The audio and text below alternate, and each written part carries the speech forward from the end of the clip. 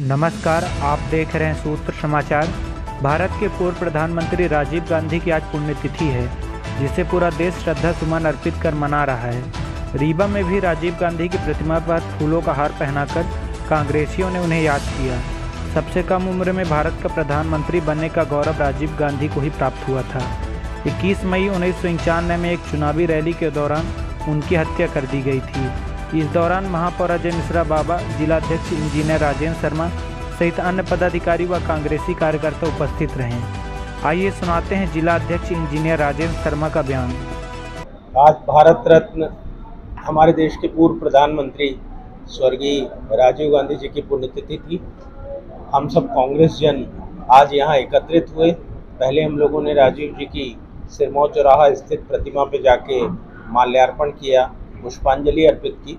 इसके बाद सभी कांग्रेस पार्टी के साथी यहाँ एकत्रित हुए कांग्रेस पार्टी के कार्यालय में, और हम लोगों ने एक संगोष्ठी की जिसमें राजीव गांधी के व्यक्तित्व और कृतित्व पे विभिन्न वक्ताओं द्वारा बातें रखी गई। राजीव जी हमारे देश के आधुनिक भारत के निर्माण करता थे। यूँ तो पंडित नेहरू ने इस देश के आधुनिकीकरण की नींव स्वतंत्रता के बाद रख दी थी, पर राजीव गांधी जी जैसे ही देश के प्रधानमंत्री बने तो उन्होंने वक्त की मांग को दिमाग में रखते हुए इस देश को टेक्नोलॉजी से लैस किया। उन्होंने हमारे युवाओं को इस तरीके से प्रशिक्षित करने पर जोर दिया कि आज आप देखिए वही युवा जो संचार क्रांति की पैदाइश हैं वो आज पूरे विश्व में राज कर रहे हैं। आज किसी भी देश में आप देख लीजिए तो जितनी बड़ी कंपनीज हैं जो टेक्नोलॉजी से रिलेटेड हैं, चाहे वो कंप्यूटर से हो, चाहे सॉफ्टवेयर से हो, और चाहे आईटी फील्ड की हो, वो सारी की सारी कंपनीज के हेड पोस्ट पे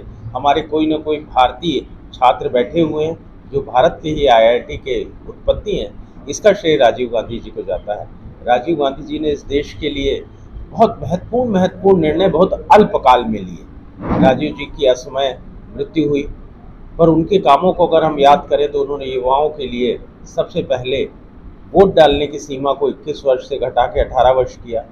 उन्होंने हमारे देश में लोकतंत्र को ज़मीन तक पहुंचाने के लिए उन्होंने हमारे देश में पंचायती राज की स्थापना की, जो हमारे बापू राष्ट्रपिता महात्मा गांधी की परिकल्पना थी।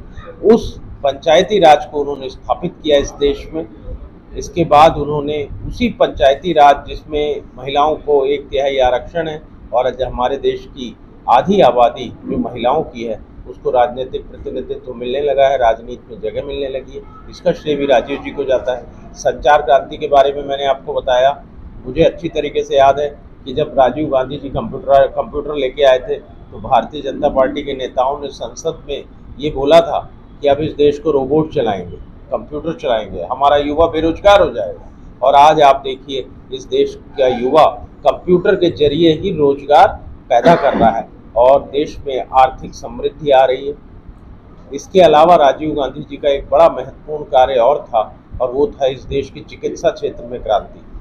हमारे देश में आप पुराना समय याद करिए, बाईपास सर्जरी के लिए लोगों को अमेरिका जाना पड़ता था, इंग्लैंड जाना पड़ता था, और वो केवल बड़े लोग ही जा पाते थे। राजीव जी ने डॉक्टर त्रेहान को भारत लाए, उनको 1 रुपये वर्ग फीट में ज़मीन उपलब्ध कराई, जिसपे हमारे देश का पहला हार्ट हॉस्पिटल बन के तैयार हुआ, डॉक्टर त्रेहान के नेतृत्व में बन के तैयार हुआ। और एक देश में ऐसी क्रांति आई कि आज आप देखिए रीवा जैसे शहर में भी एंजियोप्लास्टी हो रही है और बहुत जल्दी बाईपास की तैयारी भी है हमारे यहाँ सर्जन है। तो राजीव जी की सोच निराली थी। इसके अलावा राजीव जी का जो व्यक्तित्व था वो एक आकर्षण था। उस व्यक्ति के चेहरे को देख के उससे निश्चलता झलकती थी, प्रेम झलकता था। हमारे देश का क्या बच्चा, क्या युवा, क्या महिला और क्या बुजुर्ग, हर आदमी राजीव गांधी जी का प्रशंसक था और दीवाना था। विश्व में राजीव गांधी जी ने अपने एक पंचवर्षीय के प्रधानमंत्री काल में अपनी छाप छोड़ी। उन्होंने अमेरिका के सीनेट में बोला, उन्होंने यूएन असेंबली में बोला। आज हमारे देश में बड़े बड़े लोग प्रचार प्रसार करते हैं, पर किसी को शायद ही मालूम हो कि सीनेट में पहला भाषण अमेरिका में जाकर देने वाले राजीव गांधी जी थे। यूएन असेंबली में बोलने वाले राजीव गांधी जी थे। राजीव गांधी हमारे देश के एक रत्न थे। सही मायने में उनको इस देश ने भारत रत्न दिया। आज हम सभी लोग बड़ा श्रद्धापूर्वक उनको नमन करते हैं, प्रणाम करते हैं, और पूरा कांग्रेस जगत इस देशवासियों के साथ उनको विनम्र श्रद्धांजलि आज के दिन अर्पित करता है।